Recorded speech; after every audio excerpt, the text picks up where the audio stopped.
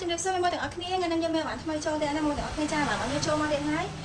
ជាមួយនឹង Honor 10 line មកទាំងអស់គ្នា Honor 10 line មកសាយនឹងបានតែជាមួយបកគ្នាប៉ុន្តែបកគ្នានឹងស្អាតតែមួយនិយាយទៅ Honor 10 line នេះដាក់អស់ហ្មងណាចាហើយសម្រាប់ Oppo A5 2020របស់យើងពណ៌ខ្មៅចូលស្តុកវិញដែរណាមួយ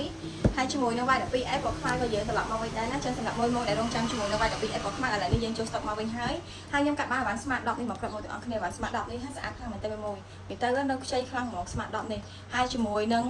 ប្រចាំហាងចា Redmi 6A ចូលស្តុកមកវិញដែរណាមួយចា Redmi 6A នេះស្អាតនិយាយទៅមកស្អាតណាស់បាទស្អាតច្រើនណាស់មួយហើយជាមួយនឹងម៉ូដថ្មីចាយើងមានបានថ្មីចូលពីរប្រភេទណាមួយដល់គ្នាជាមួយនឹង Redmi Hot 40i Redmi Hot 40i នេះក៏យើងយកចូលមកដែរហើយជាមួយនឹង